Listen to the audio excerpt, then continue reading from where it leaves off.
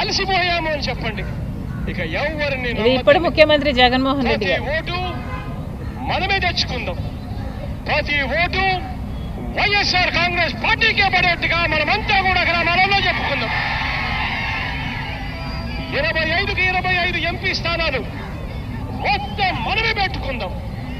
మనకే 25కి 25 ఎంపీ స్థానాలు మనమే తెచ్చుకున్న తర్వాత ఆ తర్వాత కేంద్రంలో ఎవరు ప్రధానమంత్రి కావాలనుకున్నా కూడా వాళ్ళకి మనం చెప్పేది ఒకటే, ఎప్పుడో చేస్తాము అనంటే మేము నమ్మం. నువ్వు సంతకం పెట్టు, ఆ తర్వాత మేము మద్దతు ఇస్తాము అని చెబుతాం. 25కి 25 ఎంపీ స్థానాలు మనమే తెచ్చుకుందాం. ఆ తర్వాత ప్రత్యేక హోదా ఎలా రాకుండా పోతుందో కూడా గట్టిగా చూస్తామని చెప్పి కూడా చెప్పండి. ఇప్పుడు 5 సంవత్సరాలు ముఖ్యమంత్రిగా ఉన్న జగనన్న గారైనా ఆంధ్ర రాష్ట్ర ప్రజలకు మీరిచ్చిన మాట ఇలా తప్పితే మీరు ద్రోహం చేసిన వారు అవునా కాదా ఆంధ్ర రాష్ట్ర ప్రజలకు మీరు సమాధానం చెప్పాల్సిన అవసరం ఉంది. ఈరోజు బీజేపీ పార్టీ ఆంధ్ర రాష్ట్రాన్ని మరీ హీనంగా, కనీసం ఆంధ్ర రాష్ట్ర ప్రజలని మనుషులుగా కాదు పురుగులుగా చూస్తున్నా కూడా మీ అందరూ అంటే మొత్తం అంతమంది ఎంపీలు అంటే 25 ఎంపీలు ఉన్నారు ఆంధ్ర రాష్ట్రానికి. మొత్తం 25 ఎంపీలకు మొత్తం అందరూ బీజేపీకే గులాంగిరి చేస్తున్నారు, బీజేపీకే బానిసలయ్యారు. ఎందుకు అని అడుగుతున్నాం. పోనీ బీజేపీ పార్టీ మనకేదైనా మేలు చేస్తుంటే మీరు ఇంతగా బీజేపీ పార్టీకి గులాంగిరి చేసినా ఆంధ్ర రాష్ట్ర ప్రజలు ఏమీ అనుకునేవారు కాదు. కానీ మనకు పోలవరం అవసరం లేదా? మరి మనం పోలవరం ఇవ్వకపోయినా మీరు ఎందుకు బానిసలుగా అయ్యారో మీరు ఆంధ్ర రాష్ట్ర ప్రజలకు సమాధానం చెప్పాలి. మనకు ఒక రాజధాని ఇవ్వకపోయినా మీరు ఎందుకు బీజేపీకి గులాంగిరి చేస్తున్నారో ఆంధ్ర రాష్ట్ర ప్రజలకు సమాధానం చెప్పాలి. ప్రత్యేక హోదా అన్నది మనకు సంజీవిని లాంటిది అని ఈ నాయకులే చెప్పారు. ప్రత్యేక హోదా కోసం పెద్ద పెద్ద ఉద్యమాలు చేశారు, పెద్ద పెద్ద దీక్షలు చేశారు, పెద్ద పెద్ద మీటింగ్లు చెప్పారు, దంచి చెప్పారు ఒక్కొక్కరు. మరి ఇప్పుడు ఏమైంది అని అడుగుతున్నాం.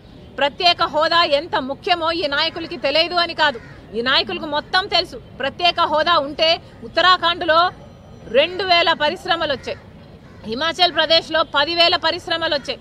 ఇలా పరిశ్రమలు వస్తే, ఇన్ఫ్రాస్ట్రక్చర్ పెరిగితే, ఎకానమీ గ్రోత్ ఉంటే మన బిడ్డలకు ఉద్యోగాలు వస్తాయి, భవిష్యత్తు బాగుంటుంది. కానీ అవి ఏవి వీలు లేకుండా ఈరోజు ప్రత్యేక హోదా ఊసే లేకుండా పోయింది అంటే అయినా కూడా మొత్తం ఇంతమంది ఎంపీలు బీజేపీకే, ప్రతి అంశంలోనూ బీజేపీకే సపోర్ట్ ఇస్తున్నారు అంటే ఎందుకో మీరు ప్రజలకు సమాధానం చెప్పాలి. మీ మధ్య ఉన్న ఒప్పందం ఏమిటో ప్రజలకు సమాధానం చెప్పాలి. ఎందుకు బీజేపీకి ఇంతగా అమ్ముడుపోయారో ప్రజలకు సమాధానం చెప్పాలి. ఎందుకని మీరు ఇంతగా బీజేపీకి బానిసలుగా తయారయ్యారో ప్రజలకు సమాధానం చెప్పాలి. మీకు 5 సంవత్సరాలు చంద్రబాబు గారికి అధికారం ఇచ్చారు, 5 సంవత్సరాలు జగన్మోహన్ రెడ్డి గారికి అధికారం ఇచ్చారు. ఇక మీకు అధికారం ఉన్నప్పుడు కూడా మీరు నిలదీయకపోతే మన ప్రత్యేక హోదా, మన పోలవరం, మన రాజధాని, మన కడప స్టీల్ ఫ్యాక్టరీ అయినా, మనకు పోర్ట్ అయినా ఇవన్నీ తెచ్చుకోకపోతే ఇంకా ఎప్పుడు తెచ్చుకోగలమో అని అడుగుతున్నాం. ఇప్పటికీ కూడా 25 మంది ఎంపీలు ఉన్నారే. ఈ 10 సంవత్సరాలలో ఒక్కసారైనా మూకుమ్మడిగా మీరు రాజీనామాలు చేస్తుంటే మనకు ప్రత్యేక హోదా వచ్చేది కాదా? ఏం చేశారు? అసలు ఒక్క నిజమైన ఉద్యమమైనా చేశారా? ఒక్కసారైనా మీరు ప్రజల కోసం కొట్లాడాలి అని ఎప్పుడైనా నిలదీశారా? కనీసం మోడీని ప్రశ్నించారా? ఆ దమ్ము కూడా మీకు లేకపోయింది. ఈరోజు ఆంధ్ర రాష్ట్రాన్ని మోడీ గారు అతి హీనంగా చూస్తున్నారు. 46 లక్షల కోట్ల బడ్జెట్ అయితే ఆంధ్ర రాష్ట్రానికి ఏం చేశారో మోడీ గారు ఈ జగన్మోహన్ రెడ్డి గారు, టీడీపీ చంద్రబాబు గారు సమాధానం చెప్పాలి. మరి మోడీ గారు మనకి ఏమి చెయ్యనప్పుడు మీరు ఎందుకు గులాంగిరి చేస్తున్నారో కూడా సమాధానం చెప్పాలి. అసలు 46 లక్షల కోట్ల బడ్జెట్ అయితే మన అమరావతి రెయిన్ జోన్ కంట ఎంత కేటాయించారో తెలుసా అండి? ఈరోజు పేపర్లో వచ్చింది, 1000 రూపాయలు ఇచ్చారట. 1000 రూపాయలు కేటాయించారంట. అంటే మనకు 25 ఎంపీలు ఉన్నారు, ఇంకొక 6 మంది రాజ్యసభ ఎంపీలు ఉన్నారు. మొత్తం 31 మంది ఎంపీలు ఉంటే తలా 33 రూపాయలు తీసుకొచ్చారన్నమాట. ఇంతకంటే సిగ్గుమాలిన పని ఇంకేమైనా ఉందా? ఈ 33 ఎంపీలు మీ జన్మ సార్థకమయ్యేది కదా మీరు ప్రత్యేక హోదా కోసం కొట్లాడుంటే.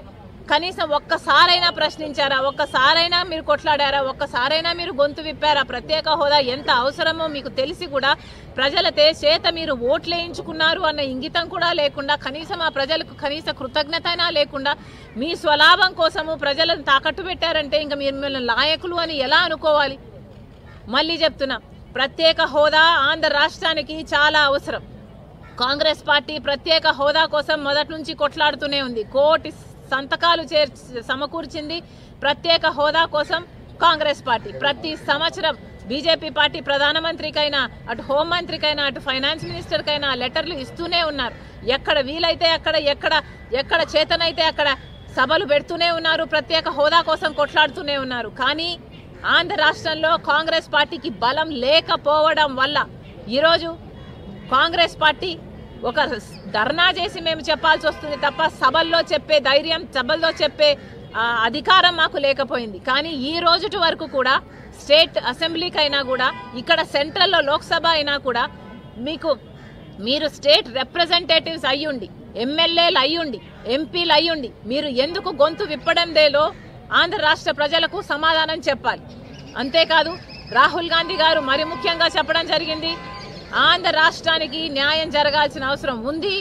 రాహుల్ గాంధీ గారు ప్రధానమంత్రి అయిన వెంటనే మొట్టమొదటి సంతకం ఆంధ్ర రాష్ట్రానికి ప్రత్యేక హోదా మీద పెడతానని మాట ఇచ్చారు.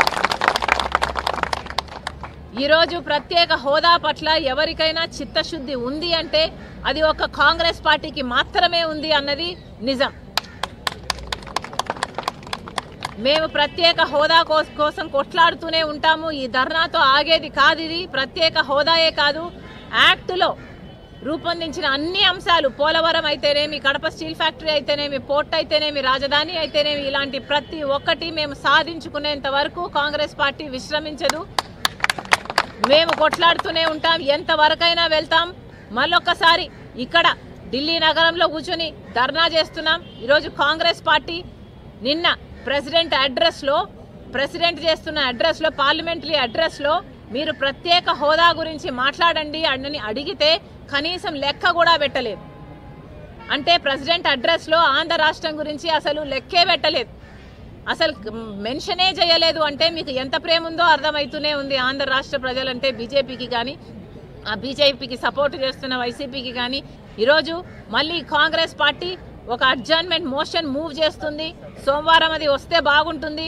దాంట్లో స్పెషల్ స్టేటస్ గురించి డిస్కషన్ కోసం అడ్జర్న్మెంట్ మూవ్ చేసింది ఈరోజు కాంగ్రెస్ పార్టీ.